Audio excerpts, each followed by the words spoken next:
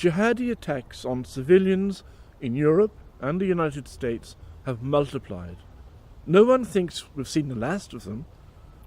Every time something like this happens, politicians and security chiefs in each country say two things. One, that there is no evidence that any of these attacks is at all connected to Islam, that the killers are lone wolves, madmen, disturbed individuals.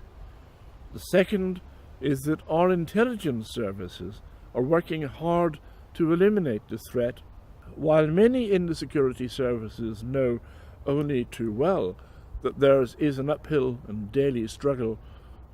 Politicians seldom have long-term vision. They want tangible, ideally immediate results. They try to identify specific goals that they are sure they can reach. If only they can meet the terrorists' demands, release some people from prison, give amnesties to leaders, make compromises, or offer the heads of terror groups seats at some international conference, things will improve. They hope that the terrorists will enter into dialogue, much as Britain's Labour leader Jeremy Corbyn declared that Hamas and Hezbollah were his friends, in an overwhelmingly naive belief that this would bring them to a peace table.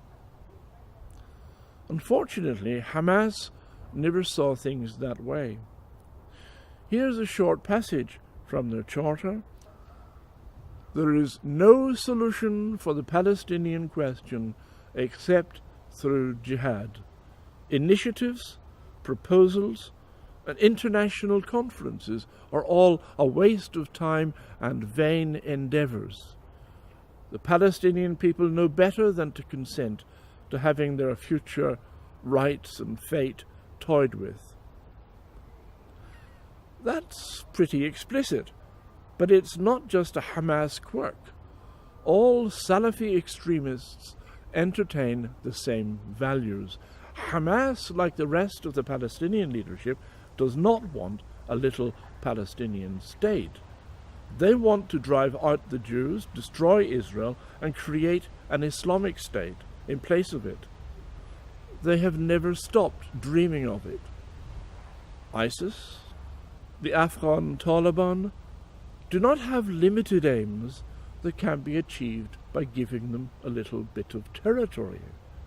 They think this way because this has been an Islamic understanding of the world since the days of the Prophet Muhammad. The basic goal of Islam is to conquer territory or win converts until all the earth belongs to God under the banner of Islam. When Western politicians say jihadist attacks have nothing to do with Islam, inventing a peaceful Islam that has no basis in scripture or history, they think in secular democratic terms. They want to negotiate, to make generous offers, and to fantasize, like Jeremy Corbyn and his acolytes, that they will all sing Kumbaya, join hands across the campfire, and see the error of their ways. The last thing anyone should do is upset them. And they know that if they do take strong action within Islamic communities, criticize Islamic doctrines, or put hate preachers and imams in jail, the reaction from Muslim organizations across Europe and North America will condemn them as bigots, racists, and Islamophobes, and no politician dare stir up their wrath. It doesn't matter that the radicals have set out their manifestos for everyone to read, that they openly declare their hatred for democracy. They will not lay down their arms or abandon their struggle. How should devout Muslims cease to hope that one day, through their efforts, the flag of Islam will fly over every capital city? And so long as they hold to that creed, the attacks on innocent men, women, and children will continue.